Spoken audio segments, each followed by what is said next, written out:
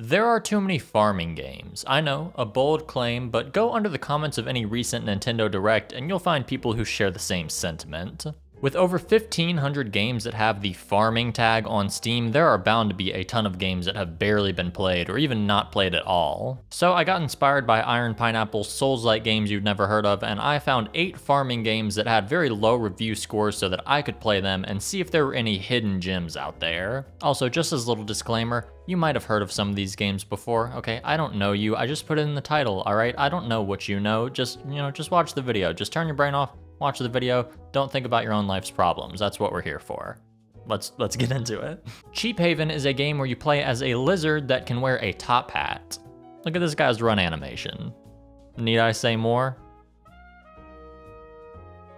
Okay, I'll say more. If you're looking for a chill, low-stakes farming game that lets you do the usual stuff like mining, growing seeds, then this is going to be a really great game for you. This game honestly kind of reminded me of Minecraft, not just because of the blocky textures that are used for the island, but also the fact that there is a lot of crafting that you have to do, and the game just kind of pushes you to wherever you need to go. It doesn't really give you too much direction. Right when you boot into the game, you're given an unfinished workbench where you have to chop down a couple trees to get some wood to make it great, and then once you do that, you're free to do pretty much whatever you want. There's no little exclamation point at the top telling you what you need to do next. There's no main story quest that you need to follow. It's just a game that you play. I know that's a really weird way to describe a game, like of course it's going to be a game that you play, but what I'm trying to say is that you do get a lot of freedom in what you want to do, which is either going to be really good for you if you like that type of game, or really bad for you if you don't. A lot of the gameplay time is spent gathering resources and crafting new things to help make your farm more efficient. You eventually get the ability to make this little board that shows different milestones you can achieve, so if you're looking for something specifically to do, this is a really great way to do that. As a bonus, when you complete certain achievements, you'll get knowledge points, which you use to spend on things like upgrading movement speed or using less energy.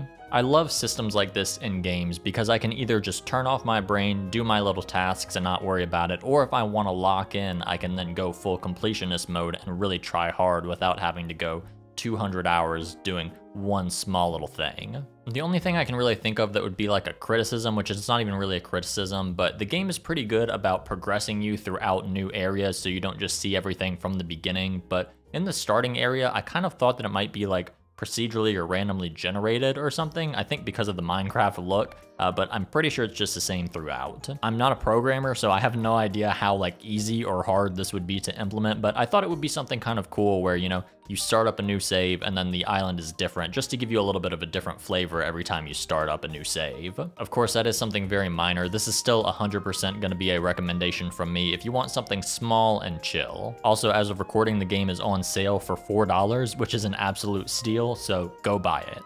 We need more lizard protagonists in games. Song of the Prairie feels like our most big budget game on this list. Like, if you put this on the Switch for like $30, I probably wouldn't bat an eye just from looking at the screenshots. This is also probably the closest that we have to a traditional farming game on this list, which once again can either be something good for people or bad for people depending on what you're wanting. The game starts off with this disembodied voice trying to explain a story to us that I'm not going to try to explain back to us because honestly I do not understand it. It asks if I want to conceal my identity or hide my powers. I don't even know what my powers are, so I can't really answer that. We then wake up in the back of a carriage and this guy points out that we're finally awake. What is this, Skyrim? Oh, never mind. He just disappeared into a cloud of blue dust. All right, I'm lost. It probably would have been easier for me to understand what was going on if the music wasn't mixed way louder than everybody's voices. What? What did you just say? Something about a pig? Now, the best way to determine the worth of a game is to see how well you can make the Joker and its character creator, and I can say Song of the Prairie gets a solid 6.5 out of 10. Hair and face, looking pretty solid, but unfortunately you can't make those red lips, and I'm gonna have to take away points for that. I guess I also probably should talk about the actual game, maybe? Like I said, in terms of gameplay and story, it's pretty standard. You move to a new spot, the town isn't thriving as it used to, so you have to single-handedly bring it all back from the mayor who can't do anything. But there is a layer of like mystery and world building that I do think sets this game apart from other farming games. Instead of normal cows and chickens, you get things like this guy.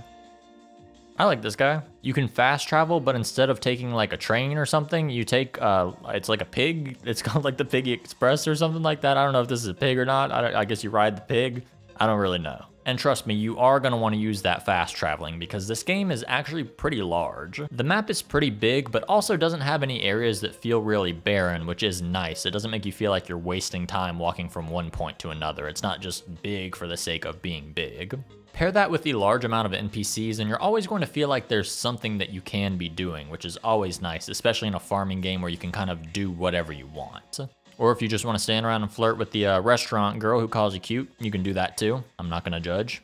In terms of art style, it's like half and half for me. The game overall looks really, really good. I love the art style, it's very vibrant, but also the performance just is not there. This is something that can be fixed through patches, so I really don't want to take points away from it at the moment, but yeah, even on the lowest settings, my computer was still very heavily chugging. Like even in this cutscene, the game was having frequent pop-in, and that was just getting a little bit too distracting for me.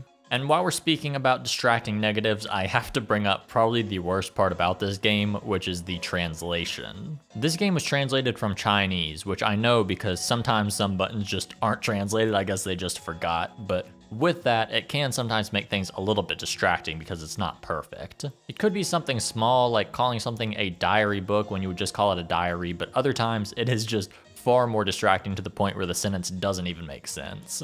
Actually, just now I was thinking about what kind of you are. Unexpectedly, Mr. Joker appeared. Is it because you read my mind? Can I read minds? I don't even know if I can read sentences after trying to read that. Song of the Prairie is a game that I am hopeful on, but at this point, I would say wait until it makes it out of early access. It does seem like the developers are putting in a lot of work to make this a really good game, and there are some really cool ideas in here, like your animals can just turn magic sometimes. This sheep got struck by lightning and now it's different, so that's pretty cool, but like I said, probably wait until you get to a point where it's going to be fully ready and polished.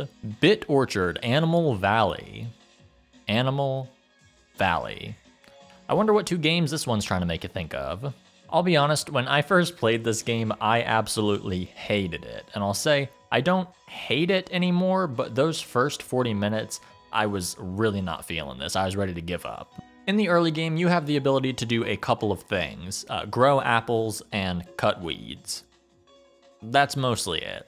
You can do things like buy upgrades for your house or craft a scarecrow, but at its core, all that I was doing in my first little bit of gameplay was wake up, water my trees, sell my apples, cut some weeds, go to sleep for like 40 in-game days. There was so little to do, in fact, that I apparently missed an NPC that comes out only at night because I was going to bed so early. And that was especially bad because this NPC is like the only way to keep things moving forward through the story and open up the rest of the map, so I thought that this game only took place on this one screen. Now yes, it is partially my fault for constantly going to sleep at like 1 p.m, but also like, why would I stay up if there's nothing else to do? I didn't even know this NPC existed until I looked it up because I was like, there's got to be more to this game than this.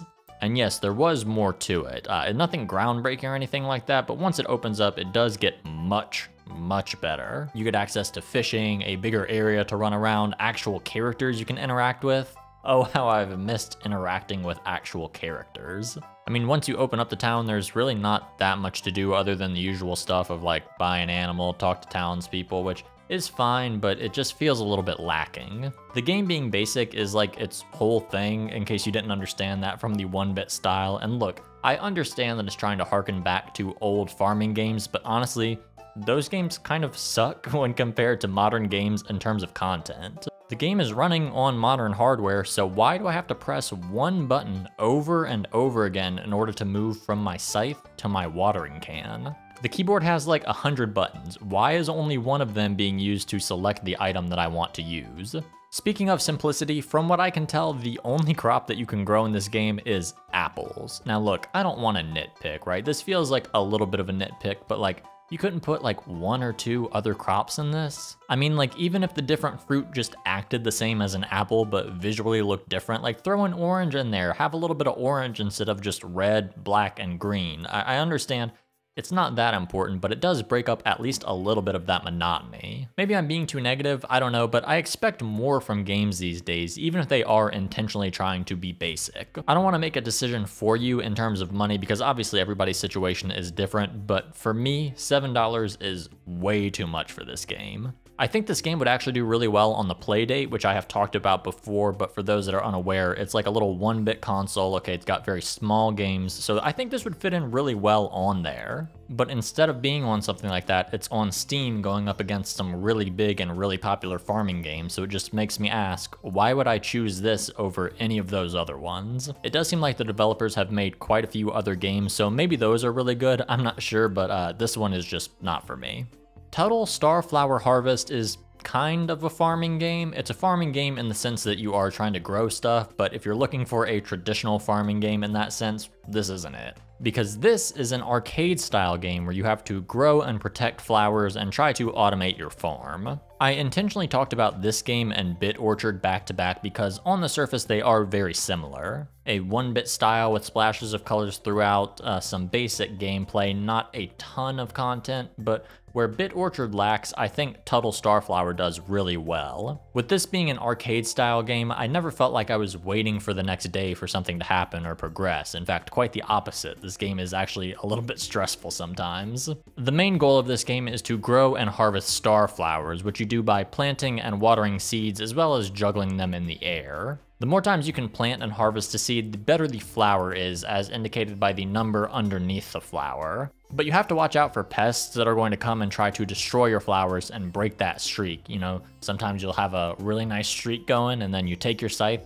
try to throw it at an enemy, and you accidentally cut down that one that you had a really high streak on. That's never happened to me before. That's the main gameplay, but I was actually shocked to learn that there's like a whole skill system in this that you get from earning points. Did you grow 100 flowers? Well, here's a skill point that you can use on a sprinkler to water your entire farm. It's not like crazy in-depth, but it was more than I was expecting, which was pretty nice. There's also a bit of a story going on, I think. I'm not 100% sure, but I think there is. You frequently get emails from like your girlfriend or the company you're working for, or even other companies that warn you that the company you're working for is not good. I don't know if this goes deep or anything like that, but at least helps with some of the world building, which is nice. Not necessary, but it's good to have. I've also got to give points to the actual flowers that you grow. These things are beautiful. They pop so well against that dark background. The flowers are apparently procedurally generated, and like, I don't know how that works. I don't even fully know what that means, but like, it's cool. If it's making something cool, then yeah, more procedurally generated flowers. Tuttle Starflower Harvest is a game that's really good whenever you don't know what else you want to play. You can quickly get in, lose some time on it, and then go about your day. And trust me, you are gonna lose some time on it. It is very easy to just keep playing this for a while. If it looked like fun here in the background, I would say for sure get it, at the very least to have it in your Steam library if you want something quick to play. Harvest Island. So I have a bit of an interesting history with Harvest Island, so I'm going to explain my review of this in the way that things were presented to me while I was playing. I bought this game almost right after it came out. The game dropped October 10th, and I first started playing it on October 22nd. Not because I was like anticipating it or anything, it just kind of worked out that way. I was intrigued because at the time, the game was labeling itself as a horror farming game. Now, I touched on this very briefly in my dark farming game video, but I don't think this is what people are thinking of when they think of a dark horror farming game. Now, this is not necessarily a bad thing, but the game is completely linear, very unlike a farming game which just lets you do whatever you want, and I think that made some people a little bit upset. You have to progress the story through how they want you to progress through it. That is, if you can even make it to the journal and figure out what you're supposed to do.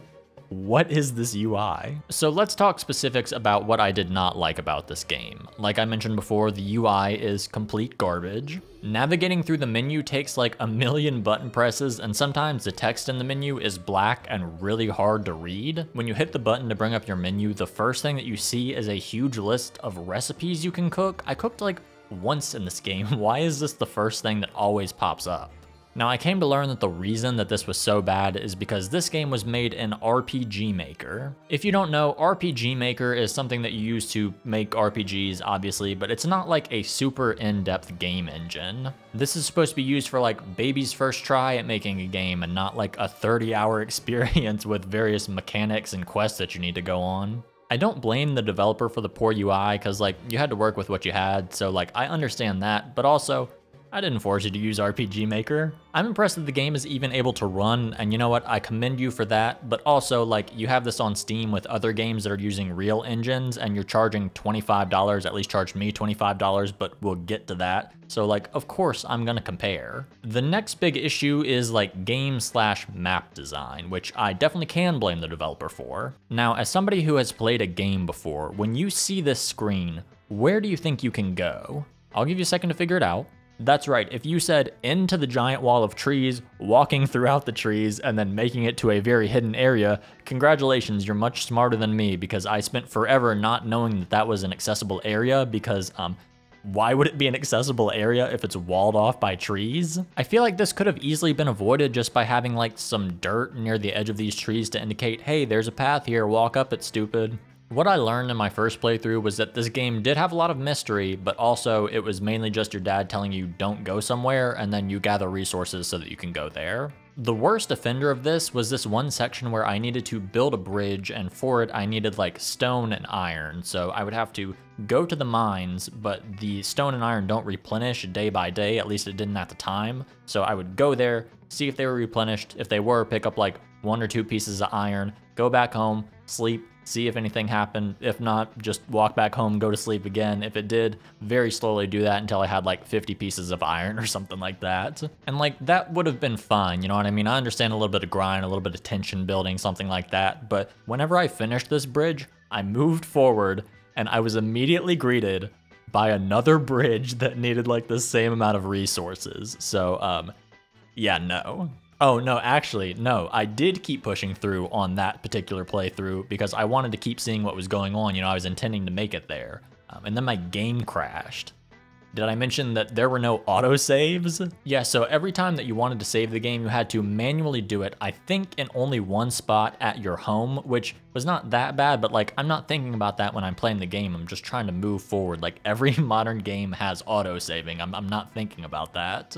So yeah, once I saw that I lost like a couple hours of progress, I was like, yeah, I think I'm done with this game. I've made up my mind. But then one day, a couple months later, I'd say probably like 2 months later, I was chilling on my Steam Deck and I looked and I saw that there had been like 60 patches in those 2 months, like one every couple days for this game. And I was like, okay, clearly the developer is trying to put in work, trying to make this game better. So I feel like it would only be fair for me to also put in a little bit of effort and try to revisit the game. So I did, and I have to say the game did improve in some spots and also got worse in some spots for some reason. The game got autosaves, which is great. I mean, it should have been there from the beginning, but I guess it's better to have it here than now. Also, resource gathering, from what I could tell, got a lot easier, not quite as grindy as it was before, which once again is great. But I'm pretty sure the developer did not like the fact that people were saying that the game was not scary. See, this is a very slow game. The horror is very spread throughout. You can go like hours without having anything scary happen. And honestly, like, I'm fine with that. Whenever those scary things did happen, it had that tension built up from all the way throughout, so it really did have an impact. I think one part that stands out still in my head was reading this children's book that is supposed to be, you know, for children, but the art in it is just like subtly creepy. It's not 100% scary, it's not like jump scaring you, but it does have sort of a creepy look to it, especially whenever you've just been kind of building and slowly going throughout the game. But I guess to combat the complaints of the slow horror, the developer added these like random jump scares that had nothing to do with the game. I don't know if I got it on footage, but at one point I was walking on the beach and a seal just like popped out of nowhere, screamed, and then like disappeared, and then I could just keep going. That is not what people meant when they say they wanted more horror. So I once again ended things and watched a full playthrough on YouTube and saw the ending, and I kind of am glad that I did not waste my entire time on that because I did not like the ending. But fast forward even more into the future, and apparently the developer added a couple more things, namely an extended ending and like a whole B-plot that just was not in the version that I played. So once again, I booted up the game with the intention to fully beat it, you know, see this new B story, see the extended ending, and then I got like soft locked somehow. I ended up on this island completely surrounded by water like an hour in, so I said, okay, I think I pretty much made up my mind. I've played for 9.5 hours. I think I can probably give an honest review by this point. If the developer of this game is watching this video and you care to hear my thoughts, here they are. Your game is your game. I understand wanting to reach as many people as possible and have your game enjoyed by as many people as it can, but I think on your next game, you need to really prioritize what you want. Because from the developer updates, I watched the game start off at $25, then watch the price drop to $15 to try to get more players, then raise to $20 because you need more money, and then decide that you want to remake the entire game in a new engine so that it can be better, and then just deciding, never mind, I'm just gonna make a different game. If people felt like the game was too slow with the horror, that's fine. It's your game. If they felt like the ending wasn't good or needed to be extended, that's fine. It's your story to tell. This game is as much of a piece of art as a painting is, and painters don't just take influences and somebody says, hey, you should add a mustache to the Mona Lisa because I like mustaches. That's not what you're trying to tell. And hey, from reading the reviews, there are plenty of people who really liked this game. Don't focus on those negative reviews because you're just gonna ostracize both sides of your fans. The people who made up their minds and they're not gonna replay. The people who liked it, you're changing it for them. And just because I'm talking negatively about it on YouTube doesn't make my opinion any more or less valid than somebody else's. It just means that I have a platform that I can talk on. So if the game seemed interesting to you, I would say go out and get it. You might enjoy it. I didn't, but I'm not you. Also, to the developer, if you're still watching, change this skull sprite. This does not look like a skull. This made me laugh out loud. Please change this. Goob Berries. Goob Berries? This game. I don't really have that much to say about Goob Berries, to be honest. I don't really think that this is a game that's made for me. Goob Berries is a game where you play as a robot where you have to try to plant and grow gooberries while goobers try to eat your gooberries. Are you keeping up? The differentiating factor of this game is that it's meant to be futuristic. So instead of just having some boring old farm, you instead have these little terrariums that you can customize for yourself, and that's where your farm is, which I think is pretty cool. You can do things like change the temperature, the color, the music, the layout, all that stuff, but from what I can tell, only the temperature affects it, and that's only what gooberry you start off with, so I'm not sure if I'm missing something on that or what. With this being like a futuristic game, I'm pretty sure the whole point of it is that you want to get everything automated so that you can just, chill, do what you need to, and make money. Is it unethical to have like robot labor? Am I gonna get canceled? I don't know if I just didn't understand the tutorial or if my game wasn't working or something like that, but things just did not seem like they were going right when I was playing.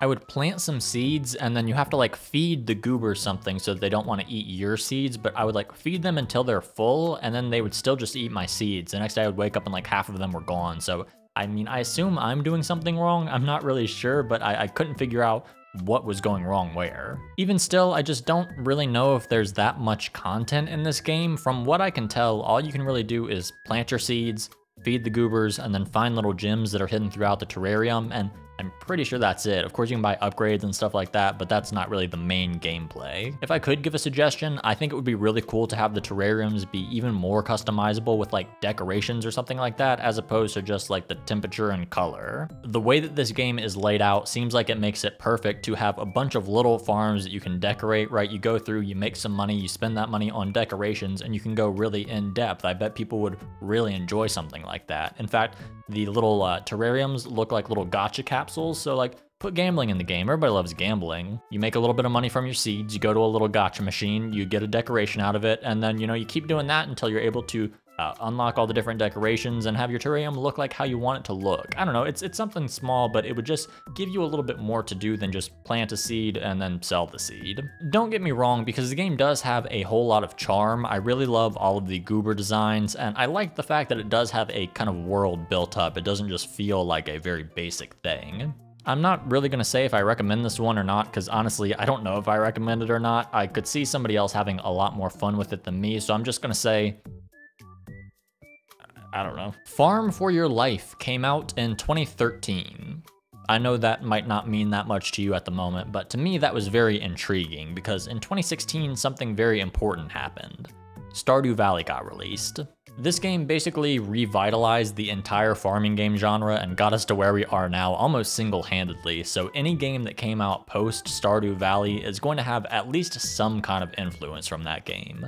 But not Farm for Your Life. No, instead, that picked up a different trend from 2013.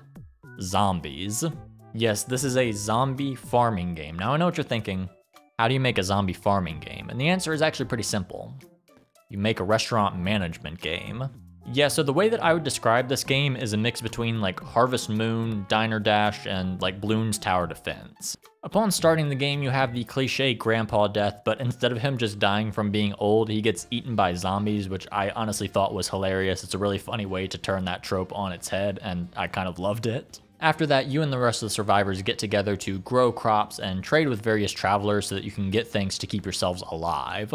And I've got to say, I think they did the concept of a zombie farming game about as well as they could. Like, it's the apocalypse. You're not going to be able to sell crops for money. Instead, you're going to trade it for things like electrical parts or scraps so that you can build slingshots to keep zombies away. But I do have to say, it does get a bit repetitive after a little while. Instead of a normal farming game where you can like go fishing or go to the mines or talk with townsfolk, you're really just sowing seeds and then running a restaurant. This monotony does get broken up by the zombie attacks that happen at night, but that's just not really that crazy. They just kind of walk up and steal 1 or 2 crops, and you can just set up a slingshot and they're done. It seems like the main focus of this game was honestly on the restaurant portion, which is kind of funny. I would love to see it more focused on the zombie portion and the farming portion as well, or like split it up evenly. I don't know, I felt like it was just focused a little bit too much on expanding your business. I think it would be really cool to have this game remade in the modern day, whether that's like a spiritual successor or just a straight up, sequel or remake or something like that to this game, because I think it could do really well. Either way, it's still a really interesting idea for a farming game, and I would say you should pick it up if you're tired of the usual like wake up, mine, marry somebody type farming games. This is going to be quite different from that. Last up, we have Moondrop, and Moondrop is probably my favorite game on this list, or at least the one that I plan to go back to the most.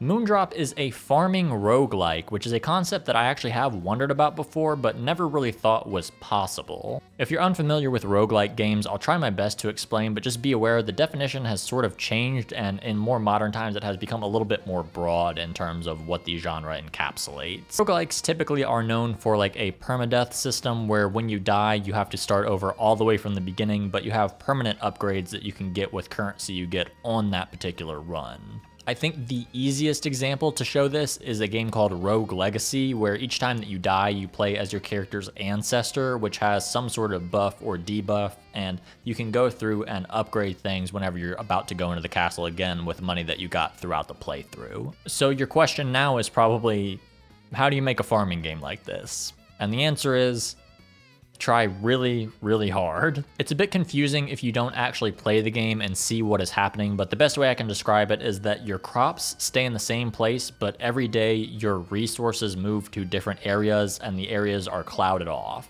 Every couple days you go on a little expedition which costs more and more money every time you do it, but you also have the chance to find something like a rare seed worth a lot of money or a merchant that's selling really nice stuff. It's just kind of something that you have to play to fully understand, but I promise it is a lot of fun. I'm personally a fan of roguelike games, so it may just be my bias showing through, but I think this has a really good balance between the farming aspect of like a day and night cycle where you want to keep going over and over again, but also has a definitive end to a portion of runs, which is similar to a roguelike. So you can play for a little while, but you don't feel like it's going to be endless. Now there are some things that I'm not a huge fan of, mainly the tutorial. I think with a game as complex, or at least new in concept as this, we needed something other than a giant wall of text that tells us how to play the game.